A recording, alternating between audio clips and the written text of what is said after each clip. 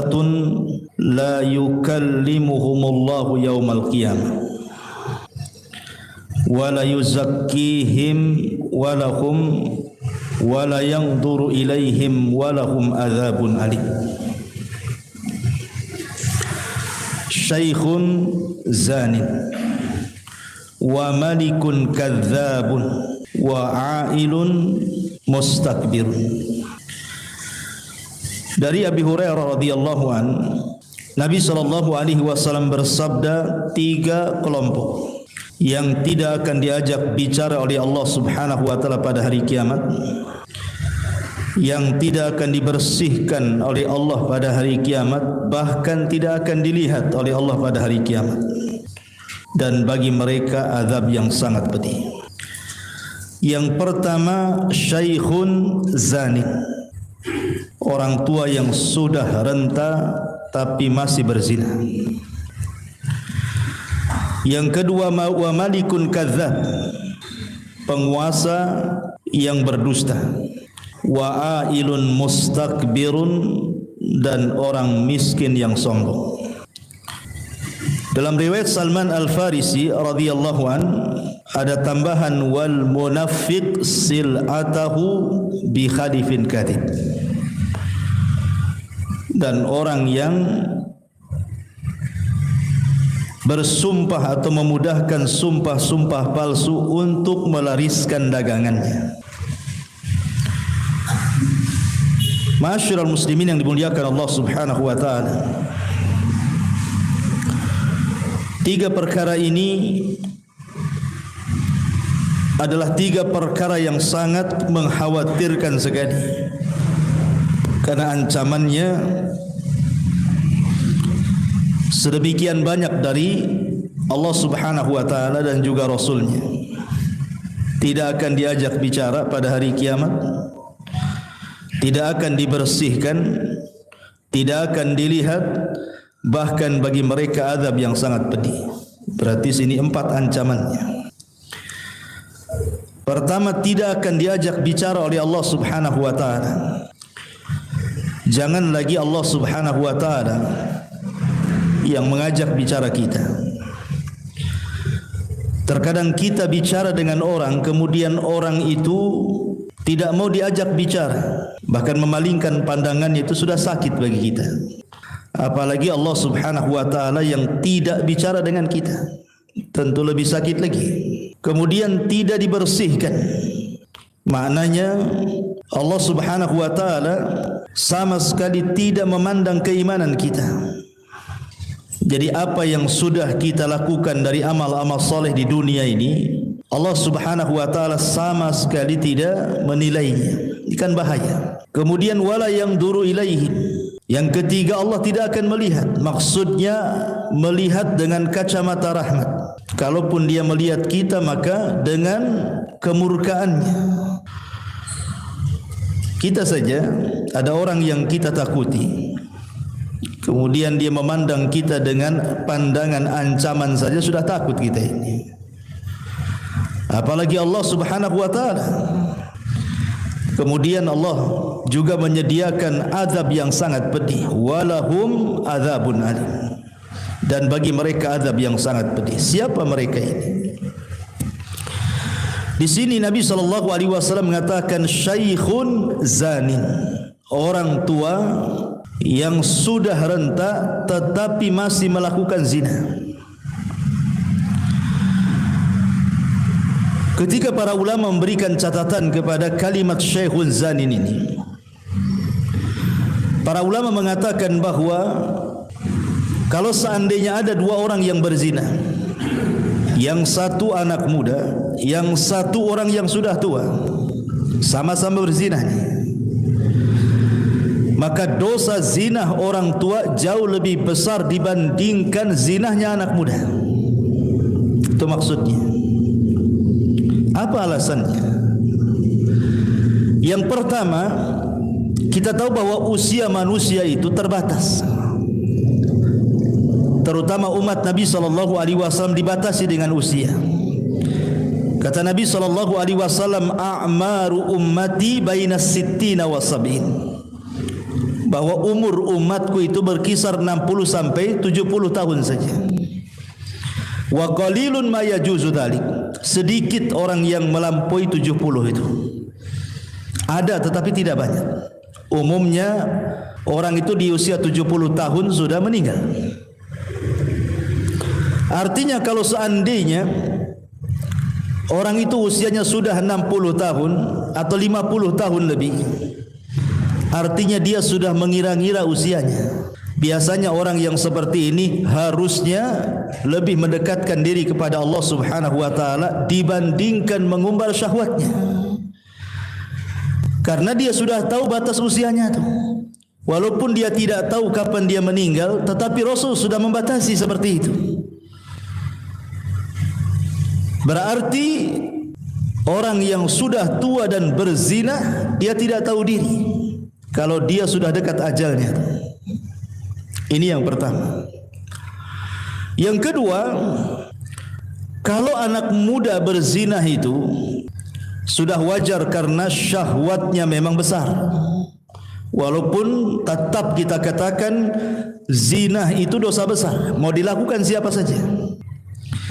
Tetapi anak muda melakukan zina itu ada pendorongnya, ada penyebabnya. Karena biasanya anak muda itu masih kencang syahwatnya, sehingga terkalahkan oleh hawa nafsunya, kemudian dia berzina. Lah orang tua ini jangan lagi cerita syahwat yang lemah. Pandangannya pun sudah mulai kabur, telinga pun sudah mulai budak, badan pun sudah mulai lemas, syahwat pun sudah tidak ada lagi terkadang. Lalu apa yang mendorong dia berzina kecuali karena buruk akhlak tuh. Karena akhlaknya yang buruk. Memang zina itu kebiasaan dia. Makanya kenapa kemudian dosa orang tua yang berzina jauh lebih besar dibandingkan anak muda yang berzina. Karena anak muda berzina itu ada pendorongnya. Kalau orang tua apa yang mendorong dia berzina? Ini yang kedua.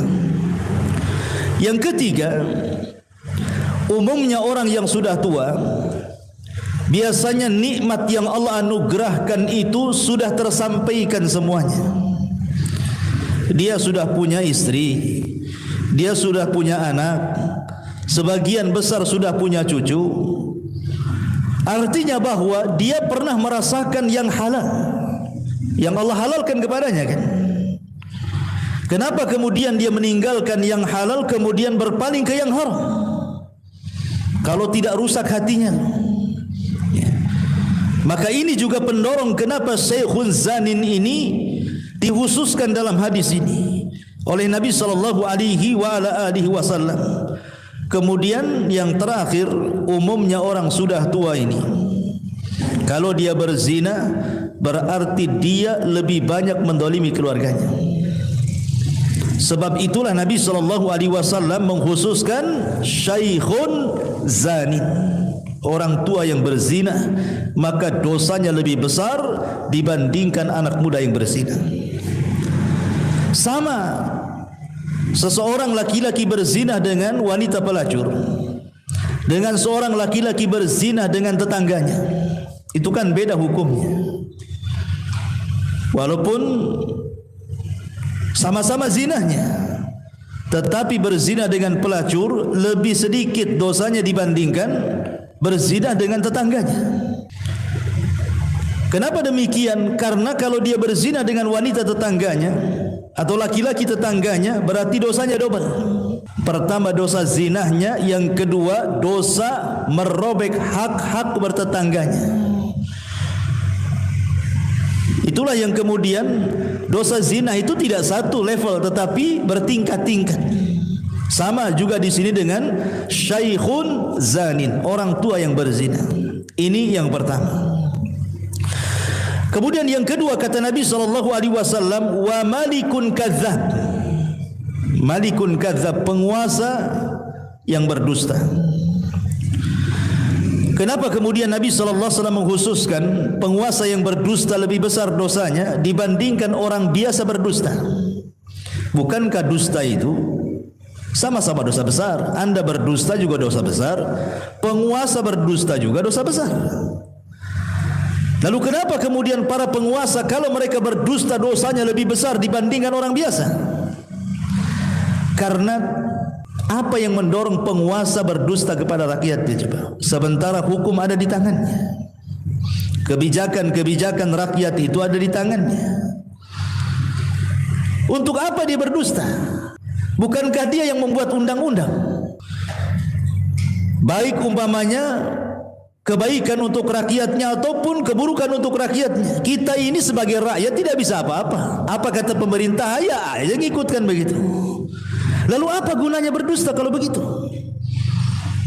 Dari sinilah maka kemudian para penguasa yang berdusta itu lebih besar dibandingkan orang biasa berdusta, karena pendorong dustanya tidak ada.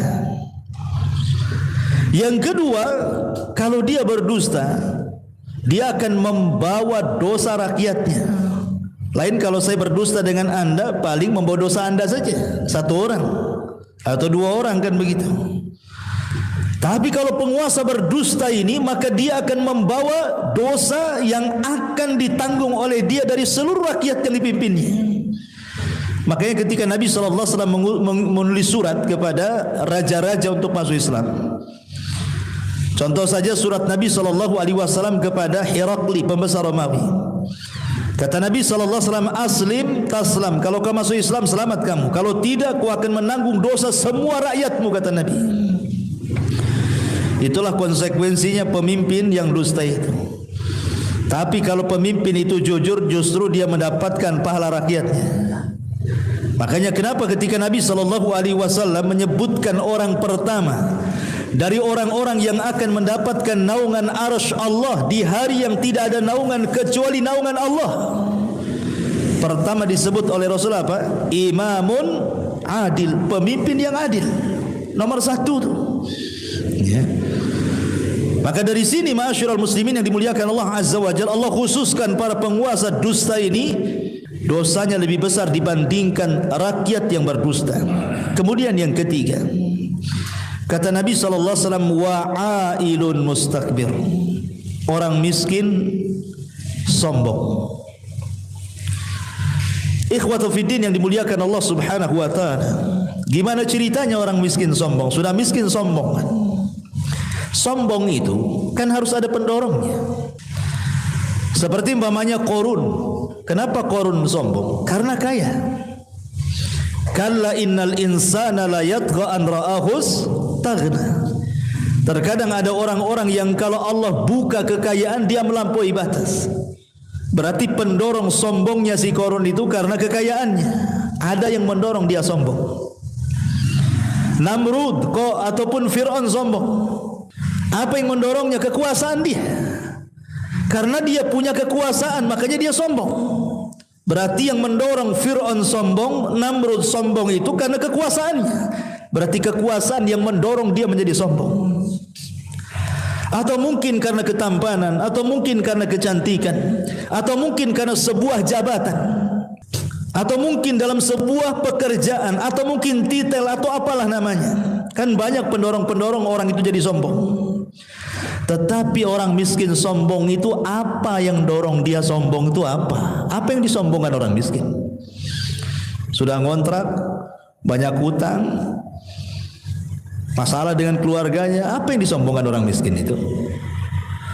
Makanya ketika orang miskin itu tidak ada pendorong sombong, kemudian dia sombong, makanya orang miskin yang sombong lebih besar dosanya dibandingkan orang kaya yang sombong. Sekali lagi saya katakan, wajar orang kaya sombong itu karena kaya. Pejabat sombong karena jabatan. Pemimpin sombong karena kepemimpinan. Orang ganteng, orang cantik sombong karena punya rupa yang baik. Lah sudah miskin, jelek lagi, cemana yang mau disombongkan? Itu apa ceritanya? Ya. Makanya Nabi SAW langsung menegaskan, wa'ailun mustakbir. Orang miskin sombong itu tidak akan diajak bicara, tidak akan dibersihkan, tidak akan dilihat. Allah sediakan azab yang sangat pedih. Naudzubillah. Ma'asyiral muslimin yang dimuliakan Allah Azza wa Jalla, berada di sini ada 3 perkara yang ingin saya jelaskan. 3 perkara yang merusak manusia. Dan yang terakhir dalam riwayat Salman Al-Farisi saya katakan tadi, Wal munafiq sil'atahu bihalifin kadhib. Orang yang jualan untuk melariskan dagangannya bersumpah dengan sumpah-sumpah palsu. Dikit-dikit wallahi demi Allah, dari sana enggak dapat, padahal sudah dapat, dan begitu seterusnya. Hanya untuk menguatkan saja biar cepat laris. Ya. Intinya bahwa ada 3 poin yang kita akan jelaskan yang merusak manusia. Itu 3. Pertama, al-kadhib, dusta. Yang kedua, al-kibr, sombong. Dan yang ketiga, zina. Inilah yang merusak manusia. Baik. Ma'asyiral muslimin yang dimuliakan Allah Subhanahu wa taala, bicara yang pertama al-kadhib, dusta. Nabi sallallahu alaihi wasallam pernah ditanya dalam hadis Safwan ibn Sulaim atau ibn Salim radhiyallahu an, ayakunul mu'minu jabbanan ya Rasulullah? Rasul, mungkinkah seorang mukmin itu penakut? Kata Rasul, na'am, mungkin saja seorang mukmin itu penakut. Kemudian Rasul ditanya lagi, ayakunul mu'min bakhilan? Apakah seorang mukmin itu bisa jadi bakhil? Kata Rasul, na'am, boleh jadi seorang mukmin itu bakhil. Kemudian kata orang ini, ayakunu mu'min kadziban? Mungkinkah seorang mukmin itu pendusta wahai Rasul? Kata Rasul, la, tidak. Seorang mukmin tidak mungkin berdusta. Dia boleh penakut, diajak jihad mikir-mikir. Dia boleh bakhil, disuruh sedekah mungkin malas. Tetapi seorang mukmin tidak mungkin dusta, kata Rasul. Karena akhlak seorang mukmin tidak mungkin dusta. Kemudian Rasul membacakan ayat, innama yaftaril kadhiba alladzina la yu'minuna bi ayatillah wa ulaika humul kadzibun. Hanya saja orang-orang yang mengarang-arang kedustaan itu dilakukan orang-orang yang tidak beriman dengan ayat-ayat Allah, dan mereka adalah para pendusta. Allah nafikan iman dalam ayat ini kepada para pendusta, karena seorang mukmin tidak mungkin berdusta. Jangankan seorang mukmin, di zaman jahiliyah, dusta itu aib bagi mereka. Amr ibn As radhiyallahu an sebelum masuk Islam masih kafir, masih musyrik, masih menyembah berhala. Dia berkawan dengan Musailamah al-Kadzab. Musailamah al-Kadzab orang yang ngaku nabi palsu itu di zaman Nabi. Bertandanglah Amr bin As ke rumah Musailamah al-Kadzab. Kata Musailamah al-Kadzab, ya Amr, kau kan tetangga si Muhammad. Apa yang terakhir kau ingat dari surat yang diturunkan Jibril kepadanya? Kata Amr bin As, yang aku ingat adalah suratul Fil. Sudah dibacakan, ara'aita alladhi alam tara kaifa fa'ala rabbuka bi ashabil fil alam yaj'al kaidahum fi tadlil wa arsala alaihim tayran ababil tarmihim bi hijaratin min sijil faja'alahum ka'asfin ma'kul, katanya. Hafal Amr ini walaupun masih musyrik, karena orang-orang Arab biasa ngapal syair. Ya. Kata Musailamah al-Kadzab, ya, semalam juga Jibril mampir ke rumahku, katanya. Dia pun menitipkan surat kepadaku. Kata Amr bin As, surat apa itu? Suratul Difda, surat kodok, katanya. Kata Amr bin As, coba bacakan suratmu wahai Musailamah, katanya. Kemudian Musailamah mengatakan, dia Difda binta Difda aini niki mata niki fa inna a'laki fitin wa asfaluki filma. Kodok, anak putri kodok, silakan mengodok, karena paling tinggi tempatmu di tanah, paling rendah kau dalam dasar air, katanya. Sebenarnya ayat kodok, katanya. Apa kata Amr bin As? Wallahi inni ra'aituka kadziban. Demi Allah, aku lihat kau ini seorang pendusta. Ini sama-sama musyrik kamu begitu. Karena bagi orang Arab dusta itu aib bagi mereka. Kalau orang-orang jahiliyah memandang dusta itu aib, harusnya seorang mukmin lebih aib lagi, kan begitu. Ma'asyiral muslimin yang dimuliakan Allah, makanya ketika Nabi SAW menjelaskan tentang dosa para pendusta di dalam kuburan itu, satu malam Nabi SAW kemudian dibawa oleh 2 malaikat ke sebuah tempat. Rupanya tempat itulah penyiksaan para orang-orang yang melakukan dosa. Kemudian Nabi SAW melihat sebuah azab yang sangat mengerikan. Apa azab yang dilihat Nabi? Kata Nabi SAW, aku melihat ra'aitul lailata rajulaini atayani qala. Ketika Nabi SAW melihat ada orang yang terlentangkan, jadi kakinya di atas, kepalanya di bawah. Kemudian di sampingnya ada orang yang memegang pisau dalam bentuk cerulit bengkok begini. Kemudian dimasukkan ke dalam mulutnya, kemudian diiris sampai ke tengkuknya. Kemudian setelah itu dimasukkan ke lubang hidungnya, kemudian diiriskan sampai ke tengkuknya. Kemudian diulang ke sebelah kirinya. Kemudian diiriskan sampai ke tengkuknya. Kemudian diulang ke hidung sebelah kirinya, diiriskan sampai ke tengkuknya. Rupanya ini sudah balik lagi. Terus seperti itu. Kata Rasul, mahadan, apa ini? Kata Jibril, intalik. Kemudian hadis ini panjang. Kemudian kata Nabi SAW, alladzi ra'aitahu, kata malaikat ini, orang yang kau lihat itu, yushakku sidquhu fakadzabun yakdzibu bil kadzbati tuhmalu anhu hatta tablughal afaq, katanya. Orang yang kau lihat itu, yang kemudian diiris dari mulai mulut dan lubang hidungnya sampai ke tengkuknya kiri kanan itu, mereka adalah para pendusta yang dustanya sampai melambung ke ufuk, katanya. Mungkin zaman dulu ikhwan, berdusta sampai melambung ke ufuk, maknanya dustanya itu terkena orang banyak. Itu mungkin sulit kalau zaman dulu ya. Sehebat apapun orang mengarang dusta, sulit untuk tersebar ke berbagai macam tempat itu susah. Tapi sekarang kan mudah dengan adanya handphone ya. Antum buat aja cerita hoax, kemudian antum tekan saja enter, kemudian langsung menyebar dalam 1 detik, sudah ke semana-mana, dibaca semua orang. Apalagi tahun-tahun politik, ditunggu-tunggu hoax itu.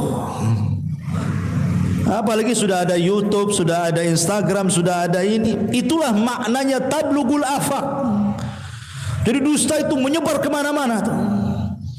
Kalau dulu belum ada handphone kan, susah kita ini mau nyebar dusta kan. Mau nyebar hoax 1 desa saja susah kan. Nunggu dari mulut ke mulut, baru kemudian beberapa bulan baru tersebar kan gitu. Lah sekarang ini tidak perlu nunggu berbulan-bulan, 1 detik saja sudah tersebar satu Indonesia, satu dunia lagi kan begitu. Lah bagaimana Nabi SAW menjelaskan, begitulah hukumannya di azab kubur para pendusta itu. Ma'asyiral muslimin yang dimuliakan Allah Subhanahu wa taala, dan ingat, dusta itu bukan sifat orang, itu sifat setan itu. Dusta itu sifat setan. Makanya Allah Subhanahu wa taala mengatakan dalam surah Asy-Syu'ara ayat 221 sampai 223, hal unabbiukum ala man tanazzalu syayatin tanazzalu ala kulli affakin athim yulquna as-sam'a wa aktsaruhum kadzibun, kata Allah. Maukah kuhabarkan, kata Allah, kepada kalian, setan ini kalau turun kemana? Setan ini kalau turun kemana, kata Allah. Maka Allah jawab, tanazzalu ala kulli affakin athim.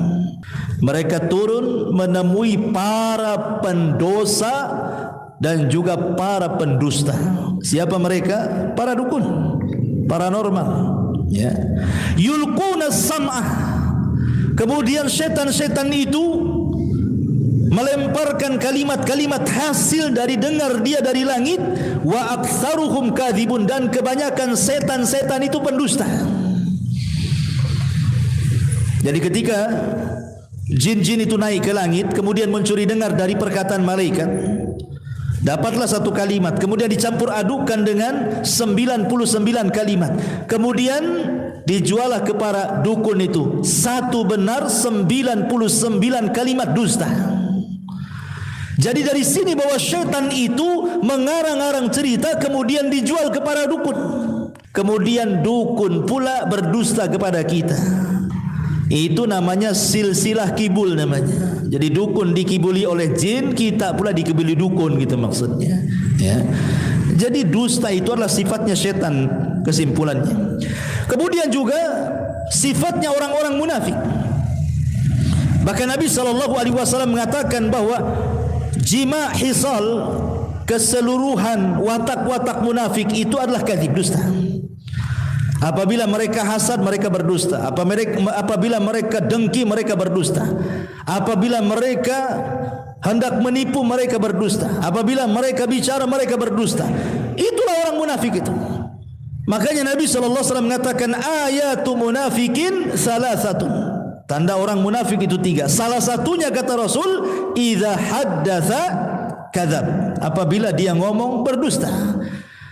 Artinya dusta ini sifatnya orang kafir, sifatnya orang munafik, sifatnya setan, dan begitu seterusnya.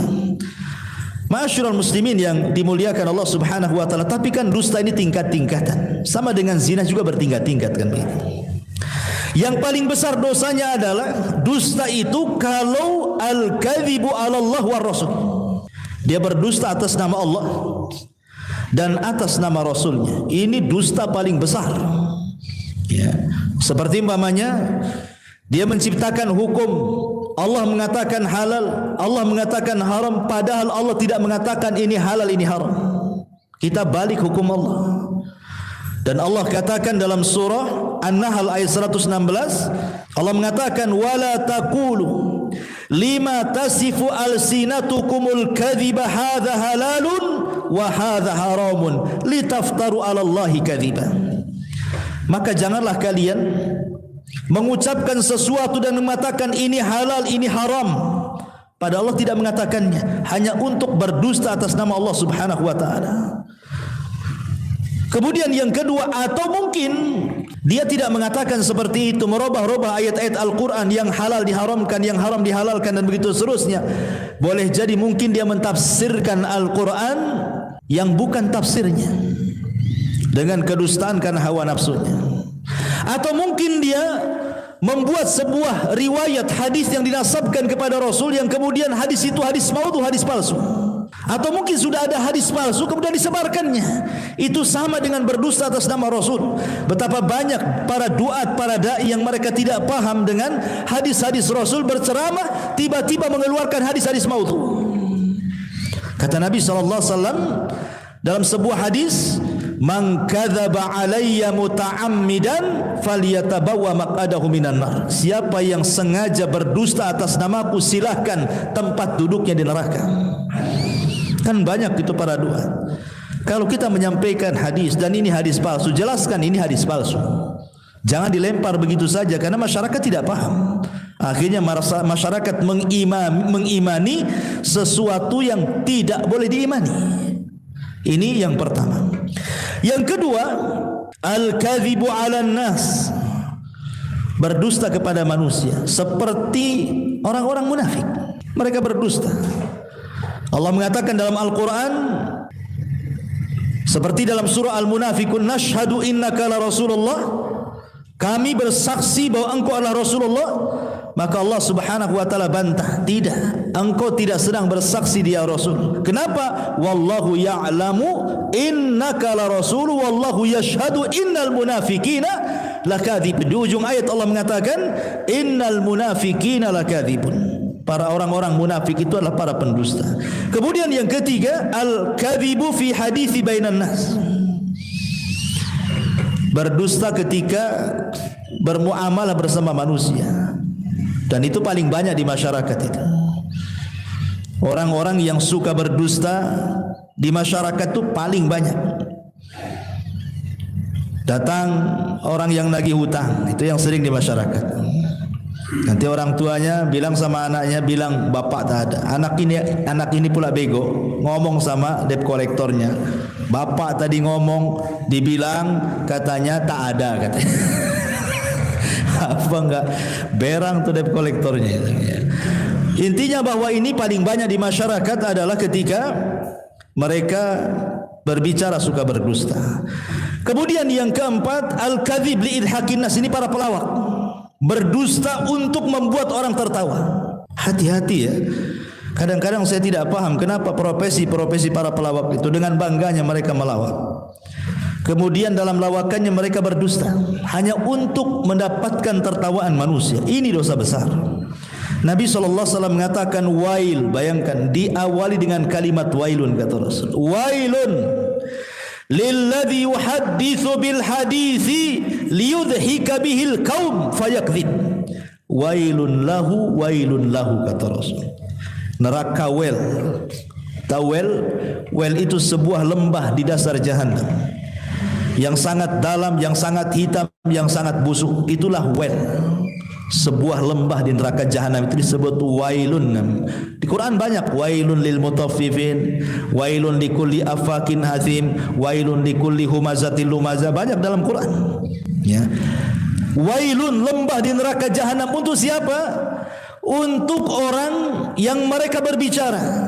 Kemudian pembicaraannya itu meniatkan untuk supaya sebuah kaum mentertawakan pembicaraannya, kemudian dia berdusta. Jadi dia melawak kemudian berdusta supaya orang tertawa. Wail, kata Nabi 3 kali, wailun, wailun lahu, wailun lahu, wailun lahu, katanya. Nauzubillah. Ya. Kemudian juga yang nomor 5, al-mubalaghatu fil itra' wal madah, atau orang terlampau menyanjung orang. Kan di zaman dulu banyak orang-orang yang ingin mendekati para pemimpin, para khalifah, sehingga kemudian melantunkan syair-syair walaupun harus berdusta, yang penting khalifah senang. Para penjilat. Ya. Dan itu juga banyak di masyarakat kita. Apabila kita menjagokan pamannya pemimpin tertentu, kemudian memuja-muji, kemudian di-share di shot ataupun di YouTube atau di apa, kan, memuji dengan berlebihan, kan, padahal berdusta. Oh, si anu itu sudah ini yang sudah dilakukannya selama menjadi pemimpin begini. Enggak ada sebenarnya. Ya ada, tapi sebagian tidak ada. Tapi dia berdusta hanya untuk kemudian kampanye ke sana kemari itu. Ini tidak boleh seperti ini dusta juga. Dosa besar. Apa yang Anda cari dari dusta itu sebenarnya? Ya.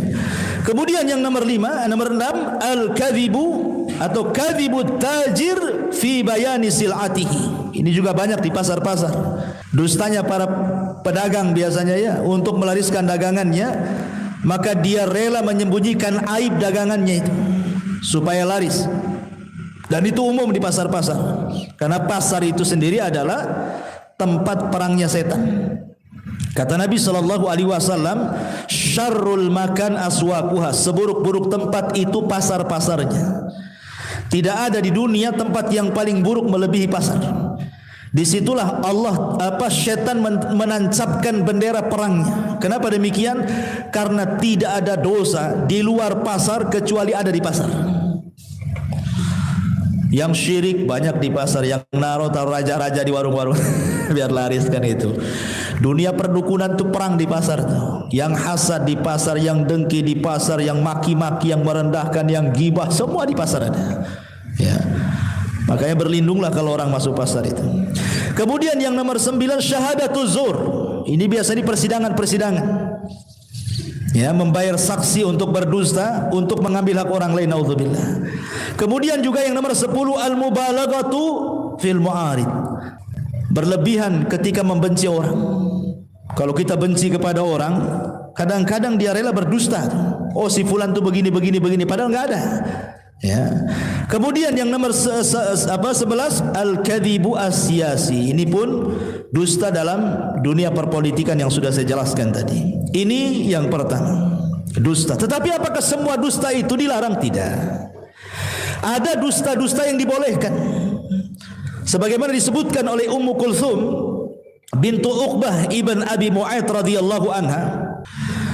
Kata beliau, lam asma' an-nabiy sallallahu alaihi wasallam yurakhisu fi syai'in minal kadhib illa fi thalathin. Aku tidak pernah mendengar Rasul memberikan keringanan pada perkara dusta itu kecuali di 3 perkara saja.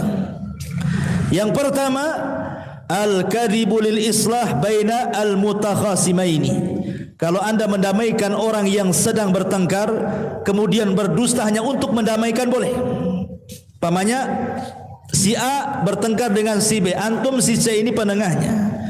Kemudian antum datang kepada si A dan mengatakan, tadi saya ketemu dengan si Anu. Si Anu ini musuh dia.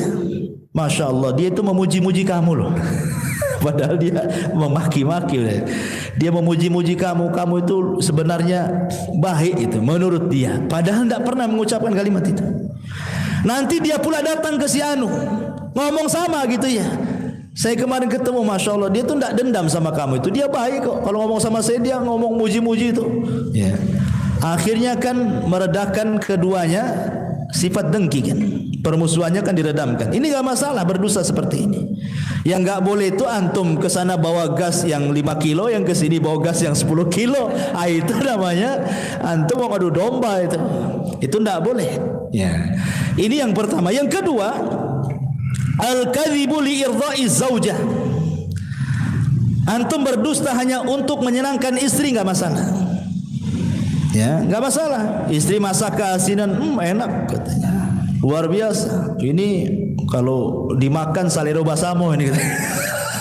Padahal asinnya naudzubillah ya kan. Enggak ada masalah.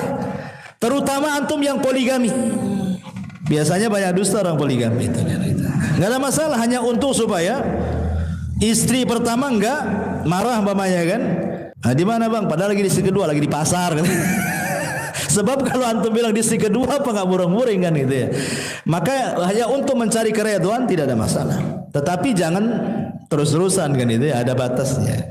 Kemudian juga dalam melihat pakaian istri, melihat penampilan, melihat macam-macam kan itu. Pandai-pandailah berdusta, karena dusta ini terkadang mengawetkan rumah tangga. Terkadang jujur itu justru memberantakan rumah tangga kan itu ya. Jujur saya sama kamu, apa? Kamu itu bau, kamu ini. Stres istrinya ya. Terkadang perlu dusta juga. Dusta dalam rumah tangga itu terkadang penyedap. Ya. Kemudian juga yang ketiga, khida'ul a'da fil ma'rakah. Dusta dalam peperangan tidak ada masalah. Sebagaimana sombong dalam peperangan itu boleh. Seperti Ali sombong dalam peperangan untuk mengodonkan lawan itu, dia sombong dia. Kamu tahu siapa saya, kata Ali. Ana alladhi sammatni ummi Haidarah. Saya ini orang yang ibuku ngasih nama macan liar. Kau mau apa katanya? Enggak ada masalah. Sombong dalam peperangan enggak apa-apa, tapi di luar peperangan enggak boleh sombong. Dusta dalam peperangan boleh, yang penting musuhnya kalah. Ya, karena Rasulullah mengatakan innal harba kaidun. Peperangan itu tipu daya. Peperangan itu semuanya tipu daya, intinya menang. Makanya perkara-perkara yang di luar peperangan terkadang dibolehkan dalam peperangan. Bohong, sombong itu tidak ada masalah dalam peperangan. Yang penting menang. Ya. Ini hanya 3 perkara dibolehkan seseorang itu berdusta. Atau yang keempat, ada yang menambah, untuk menjaga darah seorang muslim. Ya, menjaga darah seorang muslim. Dia dikejar mau dibunuh, sembunyi di rumah antum. Ya, kemudian tanya yang bunuh, mana dia? Enggak ada, padahal di kamar kan itu ya. Itu juga dibolehkan, wallahu a'lam. Taib. Ini yang pertama, al-kadzib, dusta. Saya pernah terbaca fatwa daripada Syekh bin Baz. Ketika beliau ditanya tentang bagaimana seorang orang tua yang menceritakan sebuah kisah, yang kisah itu kisah fiktif. Kisah enggak ada ceritanya. Gak ada nyatanya, lain dengan kisah para nabi kan jelas, kisah para sahabat, kisah orang-orang soleh. Ini enggak, dia hanya bercerita, ngarang-ngarang cerita. Ya, seperti kisah si kancil sama si buaya itu kan, si kancil dengan Pak Tani itu, apalah kisah-kisah desa itu. Diceritakan kepada anak supaya mentarbiah anak. Maksudnya supaya anak itu jadi baik, jadi berbuat baik sama orang tuanya. Tapi kisah yang diceritakan itu fiktif. Beliau ditanya bagaimana hukumnya gitu ya. Beliau mengatakan tetap itu dikatakan dusta dan tidak boleh dikatakan halal. Tetapi apakah kemudian dalam niat tarbiyah ini dibolehkan atau tidak? Beliau mengatakan masih dipelajari gitu ya. Artinya bahwa sekelas Syekh bin Baz, seorang alim saja, beliau wara' dalam memfatwakan apakah itu boleh atau tidak kan gitu ya. Apalagi kita gitu. Ya, maka jangan mudah-mudah kemudian seseorang itu memberikan fatwa, kemudian fatwanya itu ternyata tidak berdasar atau agak-agak menurut dia gitu ya. Mungkin agak-agak jawabannya kayak gini. Enggak boleh. Agama ini jangan main agak-agak, harus pasti, karena kebenaran itu ada tolak ukurnya, Al-Quran dan Sunnah. Ya. Masyarul muslimin yang dimuliakan Allah Azza wa Jalla. Yang pertama, yang kedua, sombong. atau al-kibar. Nabi SAW mengatakan dalam sebuah hadis, yuhsyarul mutakabbiruna amsalaz dzar yaumal qiyamah fi suratir rijal yaghshahumuz dhullu min kulli makanin yusaquna ila sijnin fi jahannam ila akhiril hadis. Kata Nabi SAW, nanti pada hari kiamat orang-orang yang sombong di bumi itu akan dikumpulkan dan akan dibentuk seperti zar. Zar itu kecil sekali, seperti semut. Jadi orang yang sombong di dunia itu dikecilkan badannya seperti semut. Kemudian dia akan terseok-seok karena takut diinjak orang-orang besar. Coba bayangkan bagaimana Allah Subhanahu wa taala menghinakan para orang-orang sombong ini. Ketika di dunia merasa besar, di akhirat Allah kecilkan badannya sehingga terseok-seok dia, takut diinjak orang. Begitulah al-jaza min jinsil amal. Balasan itu disesuaikan dengan amalannya. Makanya dulu saya ceritakan kepada antum tentang seorang alim namanya siapa itu? Ibnu Dinar, Malik ibn Dinar rahimahullahu taala. Malik ibn Dinar rahimahullahu taala, ketika ada seorang yang sangat masyhur namanya Muhallib ibn Abi Sufrah. Muhallib ibnu Abi Sufrah. Dia seorang jenderal perang, itu ma'ruf. Jenderal perang seorang muslim. Ya. Dia bisa membawa pasukannya dan selalu membawa kemenangan dalam perangnya itu. Muhallib ini ma'ruf kisahnya. Muhallib ini jenderal perang di zaman itu. Jadi ada seorang ulama namanya Malik ibn Dinar rahimahullahu taala. Ketika dia lewat, Muhallib ini lewat di depan dia, tetapi cara jalannya itu seperti orang sombong, membusungkan dada. Ya. Maka Malik ibn Dinar kemudian tidak suka dan mengatakan, cara jalanmu ini adalah jalan yang Allah murkai. Sebaiknya jangan jalan seperti itu. Biasa saja. Ya. Apa karena kau jenderal gitu bahasanya? Tapi bahasa ulama ini mengatakan sebaiknya kau jangan jalan seperti itu, karena jalan seperti itu adalah jalan yang dimurkai Allah. Kemudian Muhallib, karena dia seorang jenderal perang, mengatakan, ata'rifuni, berani-beraninya kau bicara kepadaku dan menasihati diriku, tahukah siapa aku, katanya. Maka kata Malik ibn Dinar, na'am, saya tahu persis siapa kamu, katanya. Saya tahu persis siapa kamu. Kemudian kata Muhallib, kalau begitu siapa saya, katanya. Dikiranya Malik ibn Dinar akan mengatakan kau seorang jenderal, engkau seorang panglima perang. Tidak, kata Malik ibn Dinar, dia mengatakan, aku tahu siapa kamu. Bukankah kamu adalah manusia yang terlahir min nutfatin adhirah, dari sperma yang kotor, keluar dari tempat keluar air najis, katanya. Kok ini orang yang keluar dari sperma yang kotor, keluar dari 2 lubang najis 2 kali, dan sekarang di balik bajumu itu terkandung najis kotoran. Dalam perutmu itu banyak kotorannya. Dan seandainya kau mati pun kemudian kau tidak dikuburkan, maka bangkaimu adalah bangkai yang sangat menjijikkan manusia. Enggak ada orang yang berani mendekati bangkaimu, katanya. Artinya kemudian Malik ibn Dinar menasihati, janganlah sombong, kamu dengan saya sama saja, katanya. Kemudian dia mengatakan, al-an saya tahu siapa diriku, kata Muhallib. Ya. Dia sadar dengan ucapan Malik ibn Dinar.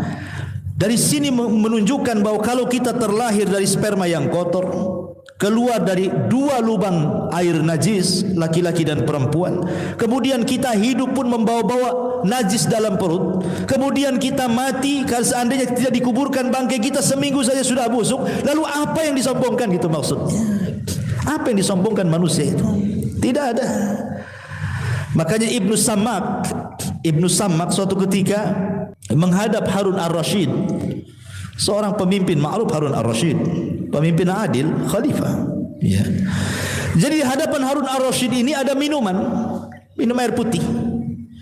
Kemudian Ibnu Sammak mengatakan, ya khalifah, seandainya Allah tahan minuman itu dan kau tidak bisa meminumnya, Kira-kira supaya engkau bisa meminum air itu, kau tebus berapa air itu? Saat ini di dunia ini tidak ada air, kecuali hanya ada di gelas itu saja. Kau akan tebus berapa air itu? Kata Harun Ar-Rasyid, aku akan tebus dengan separuh kerajaanku, katanya.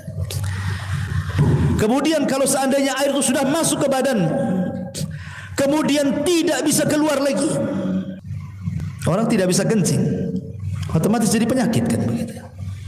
Bisa mati orang.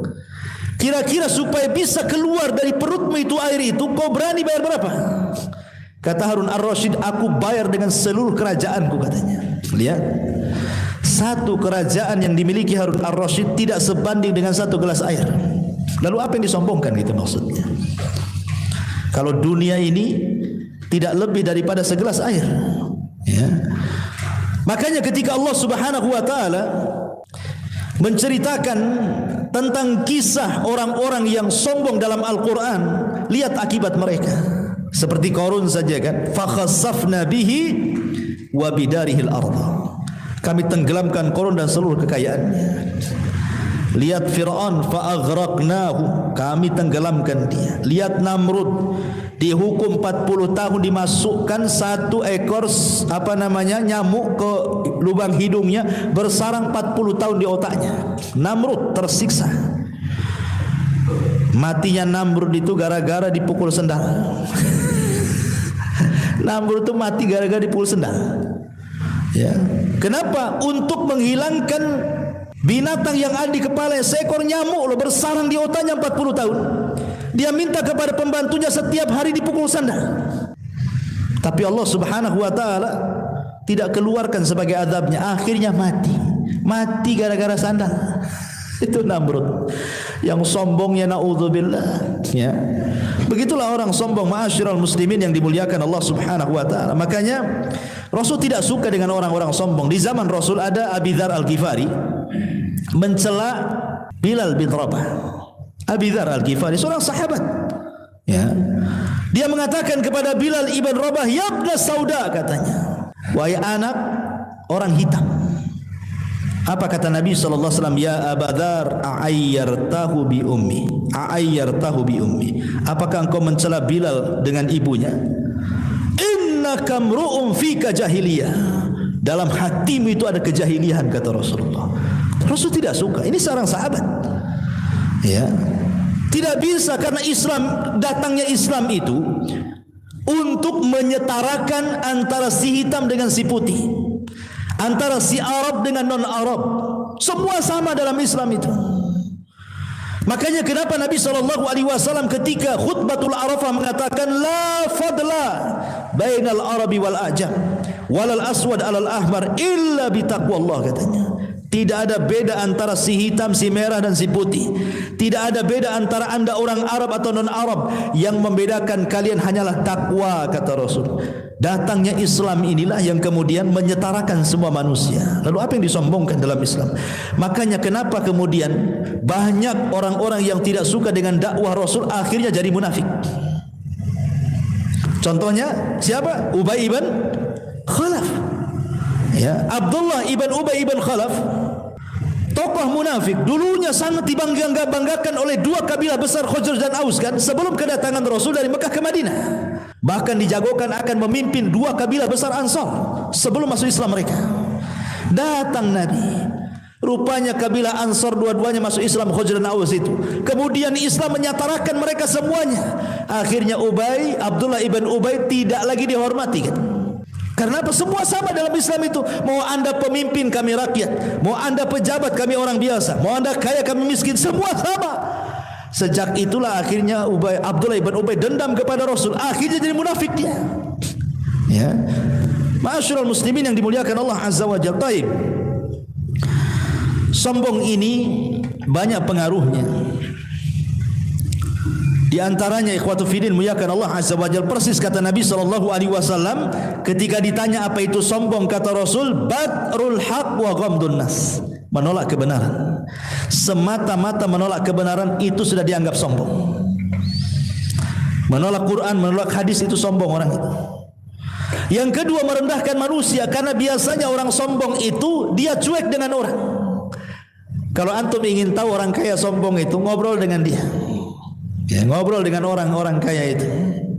Kalau dia tidak punya perhatian dengan antum, ya antum dicuekinnya, antum sekedarnya, itu sombong itu orang itu. Tidak memandang, apalagi wajah dia kemana, wajah antum kemana, kan itu ya. Ya.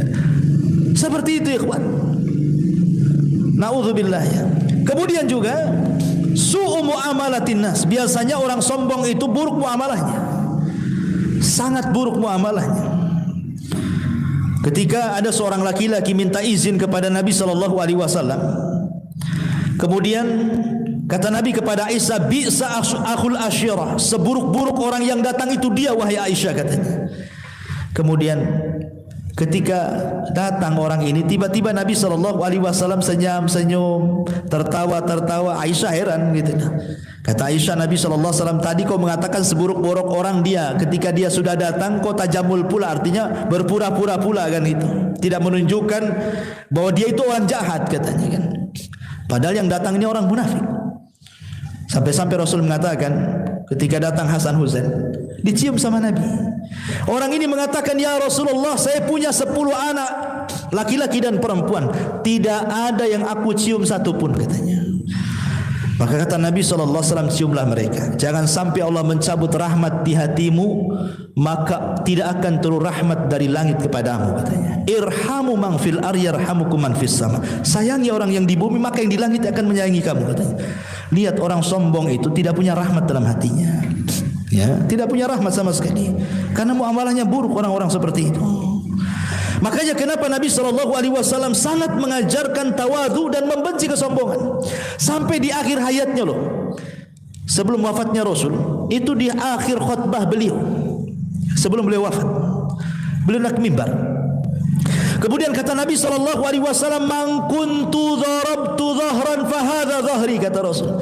Siapa yang dulu ku pukul punggungnya, nih punggungku, pukul sekarang. Wa man akhadtu malan fahadha mali falyaqtas minhu falyakhud minhu. Siapa yang dulu ku ambil hartanya, ini lo hartaku, ambil sekarang, katanya. Wa man syatamtu irdan fahadha irdi falyaqtas minhu. Atau yang dulu pernah ku caci, ku maki, ku rendahkan, ku gibah, nih kehormatanku, caci sekarang. Itu sebelum wafatnya Nabi. Nabi ingin mengajarkan kepada kita bahwa begitulah sikap tawadhu, gitu ya. Nabi ingin tawadhu, bukan mentang-mentang dia Nabi kemudian suka-suka dia mendolimi rakyatnya, tidak. Rasul tetap minta dikisos. Sampai dari kerumunan orang itu ada laki-laki tiba-tiba berdiri, saya siap mengkisos anda wahai Rasul. Wah, satu masjid ribut sahabat, siapa yang berani? Nabi lagi sakit, tiba-tiba ada yang berani kemudian mengatakan, ana ya Rasulullah, saya wahai Rasul. Ya, ala dha'fir riwayah, walaupun sebagian ulama melemahkan riwayat ini. Rupanya kata Rasul, maju-maju kamu. Makin dekat, makin kenal Rasul. Lah, rupanya dia adalah siapa? Dia adalah orang yang didoakan Nabi SAW, Uqasah ibn Mihsan. Yang ketika Rasul menyebutkan 70.000 orang yang masuk surga tanpa hisab dan adab, kata Uqasah, Rasul doakan aku. Kata Uqasah, kata Rasul, hai Uqasah, engkau termasuk mereka, katanya. Semua sahabat nunjuk juga, kami juga wahai Rasul. Oh tidak, sudah dahului Uqasah, kata Rasul. Jadi Uqasah ini makin dekat. Loh, kau kan Uqasah, wahai Uqasah, bukankah aku sudah mendoakan kamu dengan masuk surga? Kata Uqasah, iya, karena engkau yang bicara wahai Rasul, kau minta dikisos, ya aku ingin kisos lah, kan itu. Kemudian kata Rasul, apa salahku kepadamu? Kata Uqasah, Rasul, dulu waktu kau bariskan kami, badanku agak ke depan. Dan ketika itu aku tidak berpakaian, kau ambil tongkat, kau pukul perutku, katanya. Aku ingin memukul perutmu, katanya. Wah, ramai para sahabat nih kan. Uqasah memukul perut Nabi. Datang Ali, datang Fadl, datang Abbas, datang Hasan, Husain, banyak para sahabat mengatakan, Rasul, biar kami saja yang dikisos dia, katanya. Kata Rasul, jangan, biarkan Uqasah, katanya. Akhirnya kata Rasul, ambilkan tongkat. Diambilkan tongkat, ambil nih Uqasah tongkat. Kata Uqasah, ya Rasulullah, waktu kau pukul perutku, aku tidak pakai baju, katanya. Kau harus melepaskan baju, katanya. Dia lepas baju Nabi, saya bayangkan. Ketika sudah diayunkan, apa enggak tegang satu masjid itu, ikhwan. Ini Uqasah berani memukul perut Nabi. Wah, itu luar biasa. Jadi tongkat lagi diayun-ayun begini, Tiba-tiba lagi tegang-tegangnya dilemparkan tongkatnya, kemudian dia pun memeluk Nabi SAW dan mengatakan, ya Rasul, bukan itu yang saya kehendaki. Aku sudah merasakan akan dekatnya ajalmu. Aku ingin orang yang pertama kali bersentuhan kulitku dengan kulitmu, katanya. Itu siasatnya Ukasah rupanya. Ya. Tapi lihat bagaimana Nabi SAW mengajarkan tawadu, seorang pemimpin. Ya. Bahkan Nabi Sulaiman yang kemarin kita sudah ceritakan kan, mana Hudhud katanya, nggak ada Hudhud. Oh, awas saja kalau datang katanya, ku sembeli dia atau ku azab, atau dia bawa alasan yang jelas. Ngasih pilihan. Ya. Bisa saja Sulaiman kalau pemimpin yang diktator, mana Hudhud udah datang disembeli kan begitu ya. Tapi Sulaiman masih mendengarkan alasannya, didengerin baik-baik. Kenapa kau pergi? Kenapa kau gaib kan gitu? Udah ceritakan. Itu menunjukkan tawadhu'nya Sulaiman, masih mendengarkan aspirasi rakyatnya. Coba para pemimpin kayak Sulaiman tuh, hudhud saja didengar, padahal burung, apalagi manusia. Ya. Ma'asyiral muslimin yang dimuliakan Allah Azza wa Jalla. Kemudian juga min asari takabur adalah aqlu huquqin nas bil batil. Biasanya pengaruh sombong itu suka memakan hak-hak manusia secara zalim. Umumnya orang sombong seperti itu. Ya, ingat ketika Imam Zahabi yang sudah saya ceritakan dulu menceritakan tentang kisah orang zalim, seorang preman yang zalim, yang sombong, merampas apa? Merampas ikan nelayan. Itu disebutkan dalam kitab Al-Kabair karya Imam Zahabi rahimahullahu taala. Jadi ada orang preman sombong, zalim, dia jalan-jalan di pinggir pantai. Datanglah satu nelayan, ini baru datang, rupanya cuma dapat ikan satu. Itu pun untuk makan dia dan keluarganya dan anak-anaknya. Dengan sombongnya kemudian si preman ini menarik baju nelayan, kemudian mengancam, serahkan ikanmu atau kubunuh, katanya. Karena ketakutan, diserahkanlah ikan itu. Ikan sudah mati kan, satu-satunya ikan itu dari hasil tangkapannya. Oh, dengan sombong, dengan bangganya sang preman ini membawa ikan ini balik mau dimakan sama dia. Di tengah jalan Allah takdirkan ikan itu hidup, kemudian menggigit tangannya. Dia kira gigitan ikan itu biasa-biasa saja, ya berdarah begitu ya biasalah. Ya. Kemudian dimasak, dimakan sampai kenyang. Rupanya gigitan ikan itu berbisa. Di malam harinya barulah dia merasakan gigitan ikan itu. Dia merasakan sakit yang tidak tahu sakitnya kecuali Allah. Menjerit di malam hari, saking sakitnya itu, karena jarinya digigit ikan itu. Akhirnya keesokan harinya tidak tahan, dia datang ke tabib. Dia menceritakan, ya tabib, saya kegigit ikan nih. Kok bisa sakitnya seperti ini? Kemudian diperiksa sama tabib, kata tabib, itu adalah bisa yang paling buas dan tidak bisa disembuhkan kecuali diamputasi telapak tangan, kecuali dipotong sininya. Mau tidak mau harus dipotong. Ya. Akhirnya betul-betul dipotong. Ya. Dikiranya sudah sembuh tuh. Rupanya setelah dipotong beberapa hari setelahnya sakit lagi sampai menjalar ke sikut dia. Datang lagi ke dokter, kata tabib ini harus diamputasi ini, katanya, sampai ke sikutnya sini. Akhirnya dipotong sikutnya. Dikiranya sudah sembuh, rupanya sudah sembuh sampai menjalar lagi ke tempat tenaganya ini. Akhirnya sang dokter ini heran karena dia sering menangani penyakit itu, tidak separah ini masalahnya. Jadi dokter ini ngomong, sebenarnya kamu itu kenapa? Apanya sekedar digigit ikan saja, katanya. Enggak mungkin, mungkin ada cerita yang lain lah, katanya. Jadi sang preman yang sombong ini baru bercerita dia, sebenarnya bukan itu ceritanya. Itu ikan yang aku makan yang menggigit jariku di awal pertama itu adalah ikannya nelayan. Perlu diceritakan dari awal sampai akhir. Kata dokter, inna lillahi wa inna ilaihi rajiun. Coba sebelum kau datang untuk diamputasi pertama kali telapak tanganmu, kau minta maaf dulu sama nelayan itu, maka sembuh penyakitmu, katanya. Gak perlu kau dipotong-potong kayak gini tanganmu, katanya. Sebelum aku potong habis tanganmu, sebaiknya kau cari nelayan itu, minta maaf, katanya. Aku dicari-cari nelayan itu sampai akhirnya ketemu. Ya. Kemudian dia mengatakan, samihni ya fulan, maafkan aku wahai fulan. Nelayan ini bingung. Ya. Kemudian kata lain, siapa kamu? Aku enggak kenal. Aku yang ngambil ikanmu dulu, katanya. Tolonglah maafkan dalam kondisi aku seperti ini, katanya. Akhirnya karena melihat iba kasihan juga, Nelayan ini memaafkannya. Cuman sebelum pergi, si preman sombong ini, si preman songong ini, bukan sombong saya lagi, songong lagi dia. Dia mengatakan kepada sang nelayan ini, wahai sang nelayan, aku ketika mengambil ikanmu, aku lihat mulutmu bergerak-gerak, katanya. Apa dulu yang kau ucapkan? Doa apa yang kau ucapkan kepada aku, katanya. Aku lihat mulutmu bergerak-gerak dulu itu. Kata lain, tidak ada, aku enggak ngomong apa-apa, katanya. Ya, kecuali hanya satu. Ya Allah, aku ini orang lemah di hadapan ke orang kuat, tolong tunjukkan kekuatanmu. Hanya itu saja. Arini kuwataka, tunjukkan kekuatanmu. Itu saja. Rupanya Allah betul-betul menampakkan kekuatannya. Itulah lihat balasan orang yang sombong, suka mengambil hak orang lain, gitu ya. Ini yang kedua. Kemudian yang terakhir, az-zina. Ma'asyiral muslimin yang dimuliakan Allah Subhanahu wa taala. Al-Imam Al-Makhul, seorang ahli tafsir. Kalau antum baca kitab tafsir, banyak perkataan Makhul rahimahullahu taala. Ketika dia mentafsirkan surat Al-Hujurat ayat 4, laha sab'atu abwab, bahwa neraka itu memiliki laha sab'atu abwab, surga itu memiliki 7 pintu dan neraka itu memiliki 8 pintu. Apa kata beliau? Yajidu ahlun nar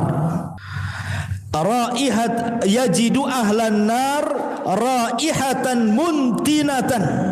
Jadi ketika Allah menyebutkan tentang 7 pintu sorga, jadi penduduk sorga itu mereka mencium bau penduduk neraka yang sangat busuk sekali. Fayaqulun, maka mereka pun mengatakan, bau siapa ini kok bau sekali? Ya, fayuqalu lahu, maka dikatakan kepada mereka, hadhihi rihu furujiz zina. Inilah bau busuk yang keluar dari kemaluan-kemaluan para pezina. Coba, penduduk sorga mereka mencium bau yang luar biasa. Kemudian dikatakan ini bau apa? Ya. Kemudian dikatakan itulah bau dari kemaluan-kemaluan para pezina dari neraka, katanya. Lihat bagaimana busuknya para pezina pada hari kiamat, ya.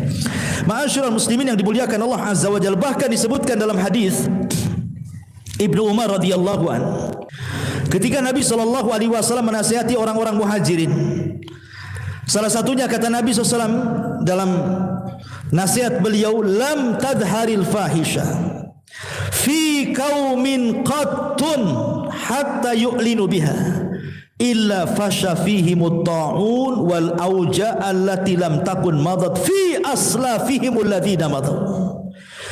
Tidaklah sebuah perzinahan ini merajalela, bahkan terang-terangan, seperti hari ini kan terang-terangan, ya, kecuali akan disebar penyakit taun atau penyakit-penyakit yang belum pernah terjadi sebelumnya, atau al-auja, penyakit-penyakit yang belum pernah terjadi di zaman Rasul ada di zaman sekarang.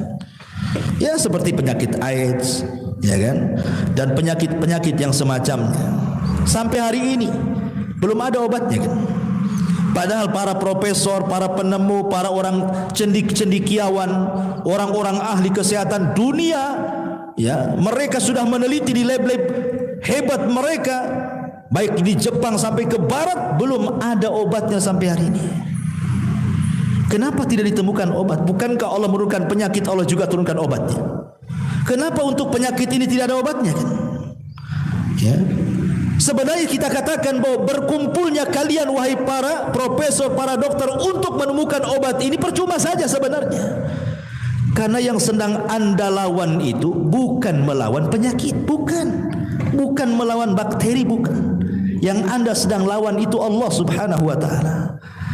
Kalau melawan bakteri boleh jadi mungkin bisa ditemukan obatnya. Corona ada obatnya, ya kan?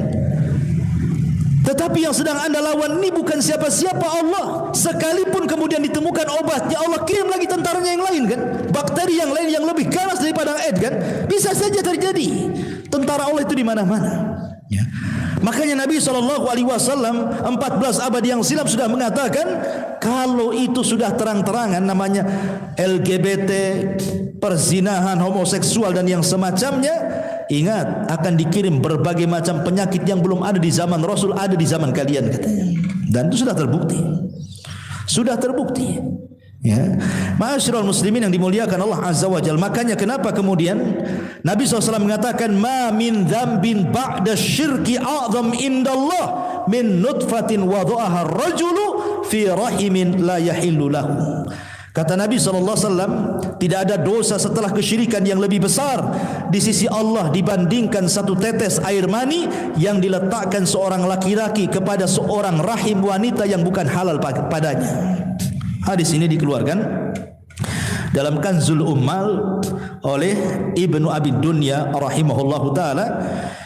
Bahkan disebutkan dalam kitab Al-Awsat oleh Imam At-Tabrani, Nabi SAW mengatakan iyyakum waz-zina fa inna fihi arba' khisalin. Hati-hati jangan berzina, karena dalam zina itu ada 4 perkara. Yang pertama, yadhhabul baha 'anil wajhi, hilang ya kecerahan wajahnya. Yaqta'ur rizqa, terputus rizkinya. Wa yaskhatur rahman, murkanya Allah akan datang kepadanya. Wa yusabbibul khulud finnar, menyebabkan kekalnya orang ini di neraka. Bukan kekalnya seperti orang syirik, tidak, saking lamanya. Pezina itu lama di nerakanya, susah keluarnya. Dia tidak akan dikekalkan, tapi lama sekali itu maksudnya. Ya, yang dimaksud kekal itu ada 2, ada kekal yang tidak bisa keluar seperti orang-orang musyrik dan kafir, ada kekal saking lamanya itu disebut kekal. Itu maksudnya. Ya, hadis ini dikeluarkan oleh Imam At-Tabrani dan yang lainnya. Kenapa demikian? Karena merusak banyak perkara. Pertama, merusak aturan rumah tangga. Betapa banyak gara-gara selingkuh bermasalah rumah tangga. Yang kedua, doyaun nasab, hilang nasab. Anak-anak hasil zina akhirnya tidak dinasabkan kepada bapaknya, tidak mendapatkan hak waris, tidak mendapatkan hak mahram, tidak mendapatkan hak wali. Subhanallah. Dan dia bagikan orang lain dengan bapaknya. Tidak diakui. Dalam Islam tidak diakui. Jadi hilang nasabnya. Ya. Kemudian juga Imam Ibnul Qayyim rahimahullah ta'ala sampai mengatakan, lihat bagaimana Islam ketika menghukum hudud, had pezina itu berbeda dengan hukum hudud yang lainnya. Khusus untuk hukuman pezina, ya. Pertama, bahwa kata Imam Ibnul Qayyim rahimahullah ta'ala, al-qatlu fihi bi ashna'il qatalat, membunuhnya dengan seburuk-buruk pembunuhan. Kalau membunuh, ya paling dipenggal saja lehernya. Ya kan, mati cepat kan. Tapi kalau pezina ini, kalau dia muhsan kemudian dirajam, itu bukan sekali lempar mati, pakai batu kecil lagi. Dia merasakan luar biasa sakitnya kan. Lama dia matinya, sakitnya lebih lama gitu. Yang kedua, kata Imam Ibnul Qayyim rahimahullahu taala, tidak boleh ada kasih sayang ketika menghukumnya. Dihilangkan perasaan kasih sayang, harus tega. Enggak boleh ada kasih sayang ketika melempar batu. Betul-betul harus tega kita melemparnya. Kemudian yang ketiga, kata Imam Ibnul Qayyim rahimahullah ta'ala di sini, juga ketika dalam menuduh orang berzina, saksinya lebih banyak, harus 4. Ya, saksi orang menuduh zina itu harus 4. Kalau saksi nikah cukup 2 saja. Ya kan? Atau pokoknya kalau berkaitan dengan harta seperti jual beli dan yang lainnya cukup 2 laki-laki, atau 2 perempuan 1 laki-laki, atau 1 laki-laki 1 sumpah. Ya, seperti orang menuduh. Sebagaimana Rasul mengatakan apa? Al-bayyinatu 'alal mudda'i wal yaminu 'ala man angkar. Orang yang menuduh datangkan bukti, orang yang dituduh cukup bersumpah, kan begitu. Jadi kalau saya mencuri harta kamu, mana saksinya? Oh, ini saksinya. Ya kan? Harus 2 orang. Minimal 2 orang laki-laki. Kalau tidak ada, 2 perempuan 1 laki-laki. Kalau tidak ada, 1 laki-laki 1 sumpah. Dan itu ya. Tapi kalau zina tidak, harus 4. Nah, itu menunjukkan berbeda hukuman hudud zina itu dengan yang lainnya. Kenapa? Karena memang perbuatannya sangat tercela sekali. Bukan berarti di zaman Rasul tidak ada pezina, ada. Tapi kan tidak terang-terangan. Ya, seperti contoh seumpamanya seorang wanita di zaman Nabi SAW, ada seorang wanita dari kabilah Ghamidiyah. Dia berzina dengan seorang laki-laki dari kabilah Ma'iz, seorang budak. Akhirnya hamil, kemudian datang kepada Rasulullah. Itu kan berarti di zaman itu juga ada perzinahan kan. Tapi kan tidak terang-terangan. Ya.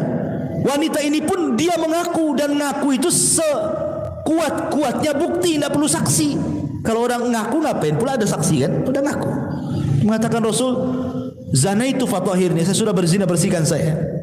Kata Rasul, boleh jadi kau hanya peluk-peluk saja, kau cium-cium saja, pulanglah. Maksud kata Rasul itu jangan ngaku, taubat saja sudah selesai. Cuman wanita ini betul-betul ingin bersihkan jiwanya. Rasul kalau tidak percaya sudah hamil loh ini. Nih, ada di sini anaknya. Ya. Oh, kata Rasul gini saja, kamu lahirin dulu anakmu, baru kau kemari lagi. Seandainya dia tidak balik, tidak akan dicari Nabi. Ya.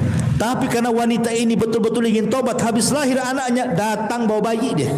Rasul, zanaitu fatahirni. Rasul, nih bayinya. Kau kan menyaratkan bayi harus lahir. Ini sudah lahir, tolong rajam saya katanya. Kata Rasul, oh enggak bisa. Ini disusui dia 2 tahun katanya. Pulang kamu. Maksudnya jangan balik gitu, udah tobat saja gitu ya.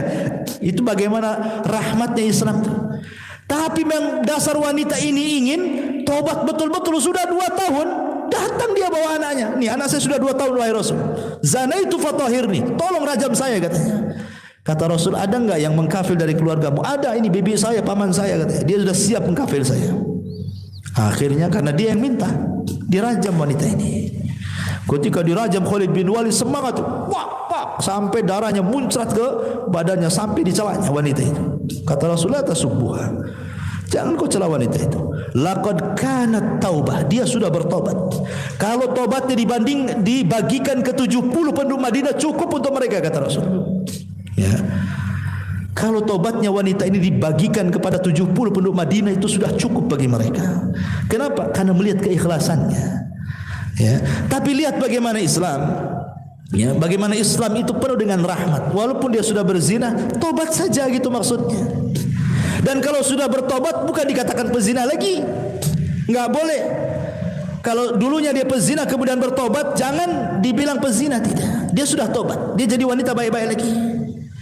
Karena tobat itu menghapuskan dosa yang sebelumnya, sebagaimana Islam juga menghapuskan dosa kekufurannya. Nah, inilah di antara 3 dosa yang disebutkan dalam hadis Nabi sallallahu alaihi wasallam. Wallahu a'lam bishawab. Subhanakallahumma bihamdika asyhadu an la ilaha illa anta astaghfiruka wa atubu ilaik. Wallahu ta'ala alam. Assalamualaikum warahmatullahi wabarakatuh.